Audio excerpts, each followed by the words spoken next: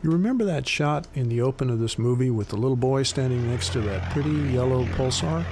It was totally unrehearsed, and it was one of those pictures that are worth 1,000 words, so I guess I don't need to write or speak anymore. Anyway, that is Douglas Witkowski, and here is his dad, Doug Witkowski, from Dripping Springs, Texas. Hi, I'm Doug Witkowski, and my son, Douglas Witkowski, and we're from Dripping Springs, Texas, and we flew up a couple days ago up here to Lawrence, Kansas for our little Pulsar fly-in. About 660 miles over about a 5.5-hour trip, and we're just having some good times with our friends here flying and talking about planes. We typically run between 120 and 130. If I'm by myself, I run a little slower, but I was running with a faster plane, so we ran about 130, sometimes 135. And over the ground, we were seeing about 105 to 96. We had some winds on the way up. It's a long building process. It takes a lot of dedication and just sticking to it. Nothing's really hard in it. Nothing that most people who could use a screwdriver and a hammer can't do. But you have to keep at it day after day, and otherwise you'll slip behind and never get it finished. I was always interested in flying ever since the BD-5 came out. It kind of got the bug, but never really did it until I had an opportunity to use a friend's plane to learn to fly. And then shortly after that, I decided I want my own. So we started looking around for Homebuilts because they're so much cheaper to maintain and fly. And Mark Brown from Aero Designs was down in San Antonio, real close to where we live. So we went down and looked at his plane and flew with it, and liked it a lot, and liked the fact that we were close enough that we'd have good customer support. And they were real good all the way through the whole building process. At home, I work with my hands all the time. I'm always doing projects around the house. I used to build race cars and just all kinds of stuff, anywhere from building antique light fixtures to cars and planes. The tasks are one little step at a time. If you stand back and look at the whole project as a big plane, it's pretty daunting. But most of the companies lay out the process one step at a time. You do this layup, you get it done, and you walk away, and you relax and think about the next process. And so it's not really that hard. Each little task is pretty easy. Building the wings, you sometimes need some help to put the ribs in because you have to do them pretty quickly while the glue is setting up. But it doesn't take a lot of skill. And confidence seems to be the biggest problem most people have. They'll read the instructions and they're kind of afraid to jump in there and do it. And this particular plane, the first layups you do are fairly simple, so they give you some good confidence to continue on to the more complex things. I think if you could screw in a light bulb and hang a picture on the wall or something like that, if you have a few tools around the house, you can probably do this kind of work. The metal planes are a little tougher because you got to have a buddy to help you to buck rivets and everything, and there's more chance of messing up. This stuff here, if you do a layup and it's bad and you don't like it, you get the grinder out and you grind it off and you do it over again. So it's not that tough. I learned in a 172 and flew Cubs and Champs and a Cessna 120 for a little while to get my Taildragger, and this plane is really a lot easier than the others. It has no weight at all. It weighs 475 empty, so it has no inertia, has real powerful controls, so it is truly a two-finger plane. If you grab the grip, a lot of these guys come out here and they put the fighter grips on there, well, if you grab it like that, you are not going to be able to feel the plane. It is definitely a very gentle plane, but it's very forgiving. It's to get to a stall, you are really nose high and you're going to approach a stall. I did my BFR in this last time, and I took up the instructor, and she said, okay, let's do some stalls. We did a few stalls, and she goes, okay, I want you to do a power on, full power stall. And I told her, I said, well, I've never done a full power stall on this plane. She goes, why not? And I said, well, let me show you. And I gave it full power, and I started pulling up, and we were still doing about 52, 53 miles an hour. And of course, the plane just hanging on the prop, and she goes, okay, that's enough. We don't need to do that. Yeah. So it's really a forgiving plane. I built the Taildragger because I was hoping to fly in out of grass fields, which I do once in a while. It is such an easy Taildragger plane that I don't really consider myself Taildragger current anymore. Well, about a year ago, I got back in a Champ and flew it, and I couldn't even hardly control the thing. I just got lazy because this thing is so much easier to fly. My wife kind of suggested the yellow. She thought it'd be kind of fun to paint it bright yellow. A lot of these other schemes are more serious paint schemes, and I never really consider this a serious plane. This is kind of a little clown plane, for the air. it does everything real well, but you know, it's not a Cessna. So I thought I'd give it a more fun paint scheme. This plane has the 582 Rotex, two-cylinder, two-stroke. At the time I bought the kit, it was really the only engine being offered, and Mark Brown designed this plane around that engine pretty much. He was starting to tinker with the 912, but it wasn't really out yet. And his recommendation really was the 582. It gives the plane a much lighter, more fighter feel. It is much more responsive just because it is a little bit lighter, and also because of the cost. The 582s, I can throw this engine away and buy a new one for about 70% of what it would cost to overhaul an 0300, you know, and so it's an inexpensive engine. Being a two-stroke, you always kind of wonder if it's going to keep running on you because you hear the horror stories. But I've had about 300 hours on this one and really had no problems whatsoever.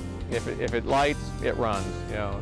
I think if you watch your temperatures, both minimum water temp and maximum exhaust temperatures, use a good quality oil in them, I think they'll run the distance for you. We do have trouble keeping the engines warm enough. The four-strokes run a little too cool. This plane here was running about 130 degrees coming up, and I've got to put some duct tape across the radiator to keep it warm. They like to run about 140 minimum, and we've got probably more cooling than we need. Of course, on a hot Texas 105 degree afternoon, we're getting the temperatures up there on climb out, but the real trick to keep the two-strokes alive is to don't give them a lot of power when they're cold, because they'll swell and seize, and that'll be the end of it. I do engine out practices. I'm probably one of the few people out here who have taken it off and just shut it down just to see how the plane feels. And it does feel considerably different than when it's running. But when you're flying, you're always looking for a landing place normally, and probably maybe a little more so with the two-stroke. The plane gets, well, the feeling changes when you kill the engine. You lose a lot of rudder authority, but the elevator authority seems to be greater, and I think it's mostly because you lose your gyroscopic effect of the prop that helps stabilize the plane, and so roll and pitch become a lot more sensitive, and it's going to be a lot easier for somebody who has an engine out to over control the plane. And so it's probably a good idea to go up and fly it engine off, get a feel for it, you know, get it back to your best glide rate, and realize how it's going to change.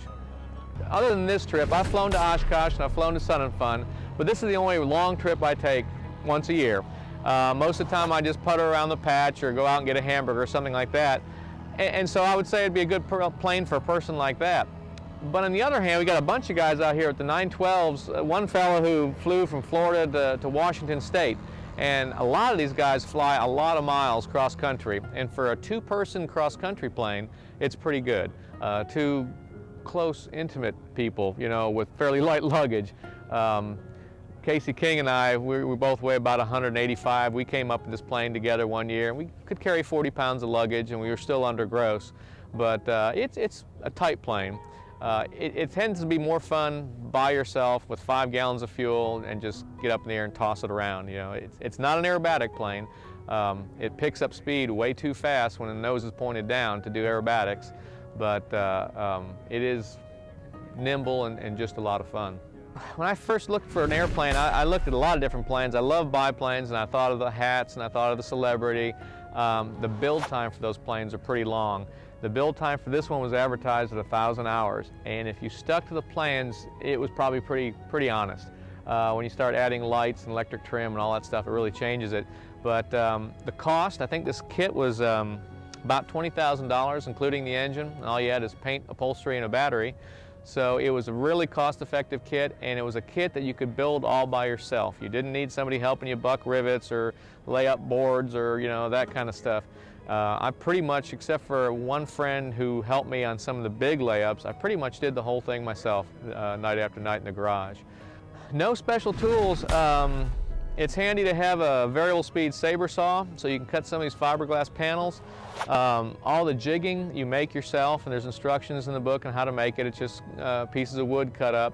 You have to build a wing table to build the wings, but everything else is pretty simple. There aren't very many tools. You know, you could do it with a hacksaw and a putty knife and lots of sandpaper, lots and lots of sandpaper, and you know, a bunch of disposable brushes for putting on the epoxy. But it's pretty easy. One of the fun things about doing home-built planes is you can kind of deviate from the plans, and everybody has to do something to customize their plane. This light fixture is one of my ideas. A lot of people just put an existing type of bulb in the tail, and I thought, well, it'd be nice if I could make something that kind of blends in with the body. So basically what I did is I cut the tail of the plane off, which was a little nerve-wracking in itself, and used the plug to make myself a mold. Then I made a male mold that went inside here to give me a cavity, and that was all made out of plaster of Paris. And then we just poured it full of Castilite, which is the material that you mix up to do paperweights. And so far it's held up pretty well. I was a little worried about the UV degradation, but this plane does not spend a lot of time outside. It's hangared. When the piece was pulled out of the mold, you just sand it a little bit and polish it up, and it became a nice little tail light that is shaped just like the body. So these kind of things are what make it take more than 1,000 hours to build a plane, though. You know, this is a 50-hour light right here. If I had to do it over again, I would not put lights on this plane.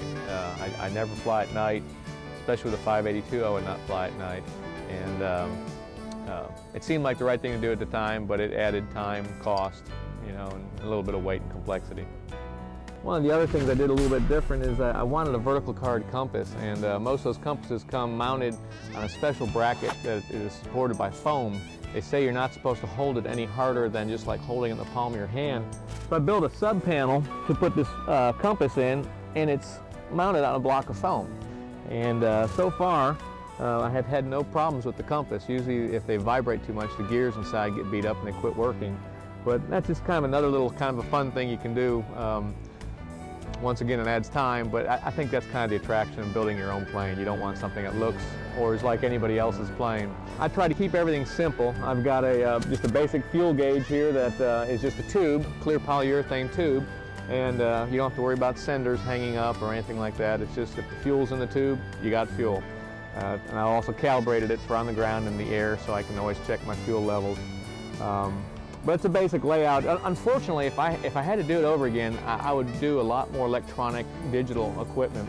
It's kind of funny, I'm building a new high-tech plane, but I just got through learning in a 172 that was built in 1967. So of course, I built myself an antique panel to go in this plane, and didn't really realize it until all this electronic stuff started coming out. And you could sweep up all these instruments probably into 2 little digital displays for about half the cost, you know, and it'd be a lot easier to read and a lot easier to maintain. But too late for that now. It's a lot of work to change it. Okay, I'm going to pull the cowling off and see if all my parts are still here after my 650 miles. The cowling is held on with a few screws, pretty simple to remove. And for people that first see the 582 installed in this plane, they're pretty shocked at how little there is here. You know, this is about the size of a sewing machine, and probably one doesn't weigh very much more. For 2 cylinders and 2-stroke, 65 horsepower, it's a pretty amazing little motor. It develops its power at about 7,500 RPMs, and no, 6,800, I'm sorry. And we normally cruise about 6,000 RPMs. When I first started running this thing, 5,000 seemed way too fast because I have a small block Chevy and I know it'll do 5, so that's all I was going to do. Well, the motor just didn't run fast enough to run smooth, and the plane ran slow. And my exhaust temperatures were too low. And started to talk to Eric Tucker, and he says, oh, you got to run that motor faster. And finally got the nerve to run it up to 6,000, and it almost gets turbine smooth at that point. You know, it really starts to run. It's a pretty basic little installation. We've got some Ford Econoline van heater cores, which is our radiators. And during the winter time, it's really more cooling than you need. This has electric start. You have to build your exhaust system, doing a few welds, kind of custom fitting it in. This is the bed mount that holds the engine to the body, so the engine won't fly out of the body.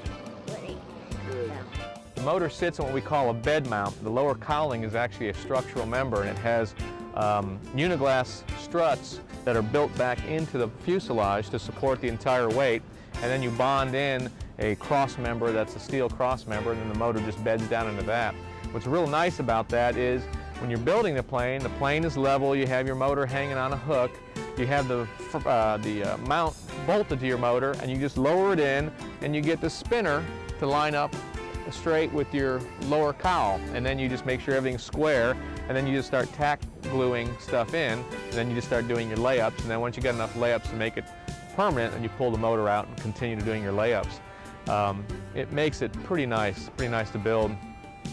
Maintenance on these things is pretty easy. You gotta make sure you have oil in your rotary valve chamber. The gearbox is up front here, just runs normal gear oil, and you have to keep checking that occasionally. I made up a little dipstick out of a nylon zip tie that I can snake down beyond the gear and check the gear level all the time. Otherwise, you have to pull some plugs that are kind of hard to get to, and that makes it where you don't want to check them too often. Look at your battery to see if it's still there. There's really not a lot of things to look at other than places that you start to realize vibrate. And because these motors turn such high RPMs, if you have anything that's vibrating and chafing, it will wear through very quickly. And so a lot of things are mounted in rubber mounts, and they're very flexible. You know, this whole motor just jumps around inside there, so you got to make sure everything is jumping around with it. This is the water fill place, and this tends to be one of the areas that tends to vibrate a little bit. It could probably be done a little bit differently. Overflow water bottle, you check that, make sure that's tight. Your muffler mounts are something you're always checking, and I've done some work to try to improve these things a little bit by insulating them a little better. The muffler sits pretty loosely in there. It's got a flex joint here, so it allows the muffler to vibrate differentially, so you don't wear it out all the time. And you just kind of check your wires and cables and hoses and all that sort of stuff to make sure it's still all there. Your valve oil, I'm going to have to add a little bit to it. It's gone down since we've come, but that's just a normal consumption item. People are usually pretty amazed when they see one of these the first time. They go, "God, is that all there is in there?" Yeah, that's about it. The propeller that came with this kit is a GSC ground adjustable. It's a wooden prop, and it's has a split aluminum hub inside that allows you to loosen the hub up and roll the propeller blades.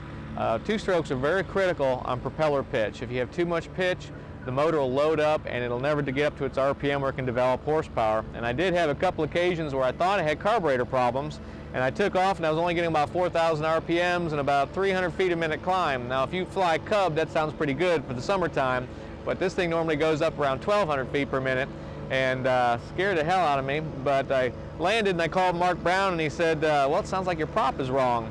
1 degree change in the pitch of this prop was all it took to bring my RPM up and make it run. And it's amazing how sensitive it is. I've got a little gauge that I use to check my prop pitches. When you buy a GSC prop, you do get a gauge to check it, but it's a little bit difficult to use, so we've modified it a little bit. One of the things they don't tell you is where you measure your prop pitch, and you're supposed to measure it at the 75% diameter. So I've cut a wood pattern that matches the wood blade that'll only slide onto 75. So we'll go over here and check this blade here. You slide this gauge on, you move this little card until your bubble levels up, then it'll stay that way. Then I'll slide the gauge off, I'll roll the prop blade, and I'll slide it on the other blade. Then I can tell if they're both in. If the blades are more than about 3/4 of a degree off from each other, you'll get vibration.